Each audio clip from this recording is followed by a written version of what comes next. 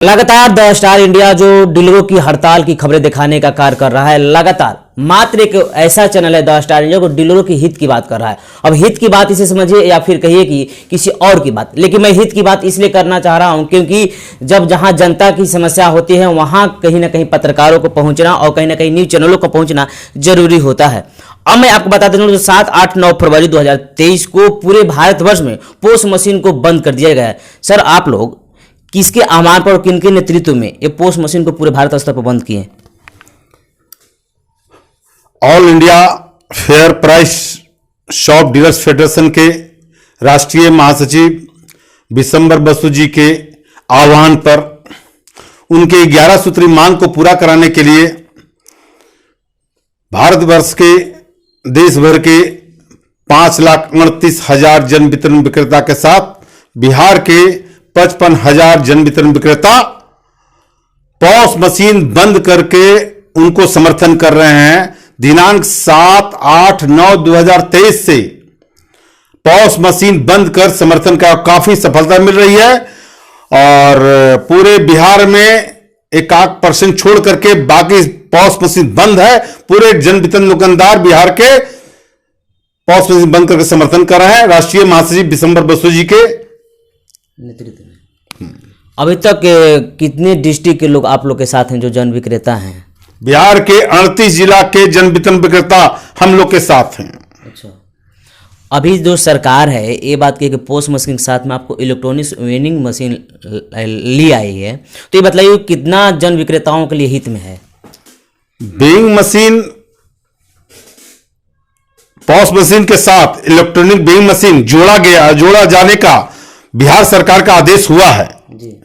लेकिन हम बिहार सरकार के माननीय मंत्री, मुख्यमंत्री एवं विभागीय सचिव के साथ 10 तारीख को हुए बैठक में स्पष्ट कर दिए हैं कि जब हमको नेट बेड में खाद्यान्न राज खाद्य निगम के द्वारा मिलता ही नहीं है तो फिर इसमें इलेक्ट्रॉनिक वेइंग मशीन डीलर के पॉस मशीन से जोड़ने की आवश्यकता कहां है? अगर हम इसका विरोध नहीं कर रहे हैं, मैं चाहता हूं कि अगर पारदर्शिता करने के लिए सरकार को नेट बेड में खाद्यान्न उपलब्ध कराने के लिए पारदर्शिता के लिए एकमात्र रास्ता है जन वितरण विक्रेता के साथ साथ राज खाद्य निगम के गोदाम में एवं डोर स्टेप डिलीवरी के ठेकेदार के द्वारा जो डीलर के यहां पहुंचाया जाता है, ये तीनों जगह यानी विक्रेता के दुकान, राज खाद्य निगम के गोदाम और डीएसडी के ठेकेदार के यहां तीनों जगह ऑनलाइन पॉस मशीन से जोड़कर इलेक्ट्रॉनिक मशीन और पॉस मशीन जोड़ करके खाद्यान्न उपलब्ध कराने का आदेश दिया जाए।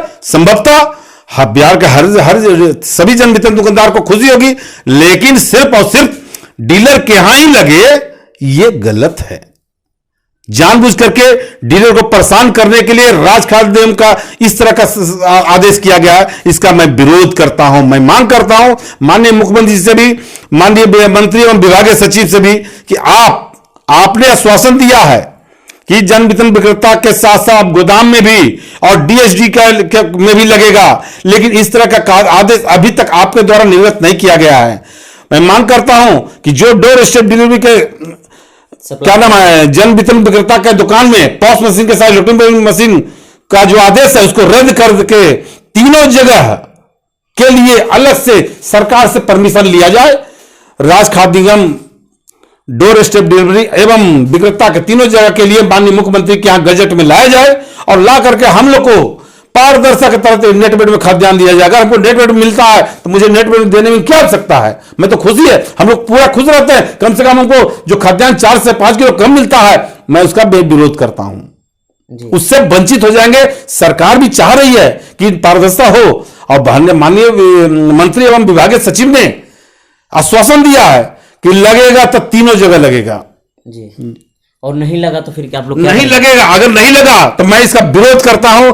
पॉस मशीन के साथ अगर सिर्फ डीलर के यहां लगेगा तो जो पॉस मशीन आवेगा और हमारे दुकान में लगने नहीं देंगे, उसका विरोध करके उनको कहेंगे वापस करा देंगे हम लोग कि जाइए आप जहां से लेके आए वहीं से लेके चले जाइए। तीनों जगह लग जाता है तो मुझे स्वीकार है, तीनों जगह नहीं लगेगा तो मुझे स्वीकार नहीं है। ये मानदेय का मुद्दा क्या है आप लोग का? मानदेय पर सरकार इलेक्ट्रॉनिक वेंडिंग मशीन को तो ला दी, लेकिन मानदेय पर क्या कहना चाह रही है? मानदेय अब डीलर के साथ करो या मरो की स्थिति इसलिए बता रहे हैं कि मुफ्त में खाद्यान्न वितरण करना है, मुफ्त में। जी अभी एक अब डीलर मार्जिन मनी मुफ्त में खाद्यान्न वितरण करना है तो स्वाभाविक है कि मुझे क्या मिल रहा है, 90 पैसा।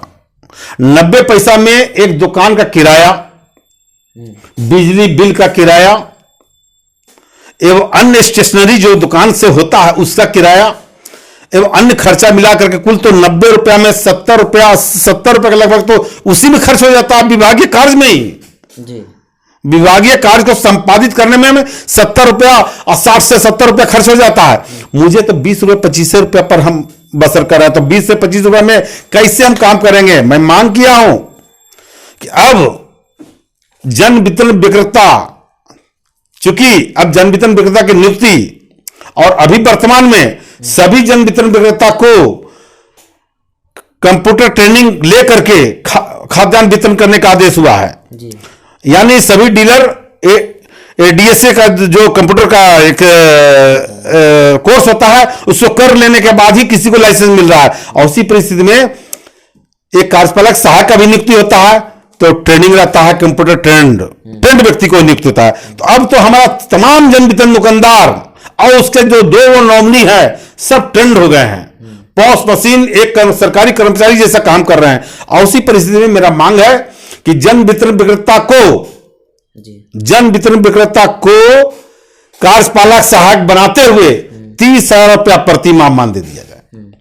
जब कार्यपालक सहायक जो विभाग के द्वारा कार्यपालक सहायक है वो 10 से 5 करते हैं सर्विस, लेकिन हमको तो लगातार 24 घंटा इसमें हम लगे हुए हैं। कब लिंक आवेगा, जब लिंक आता है तब उपभोक्ताओं को बुला करके ठिप पर लगा के खाद्यान्न देते हैं। तो जब 24 घंटा 30 दिन हमको काम करना पड़ रहा है और उसी परिस्थिति में 30,000 रुपया मानदेय से नीचे मैं बात नहीं करूंगा। मार्जिन मनी में दम नहीं, 30,000 रुपया से कम नहीं, यह नारा है पूरे बिहार के जन वितरण दुकानदार का। यह नारा मैं भी बुलंद कर रहा हूं कि अब हमको चाहिए तो चाहिए 30,000 रुपया प्रति माह मानदेय।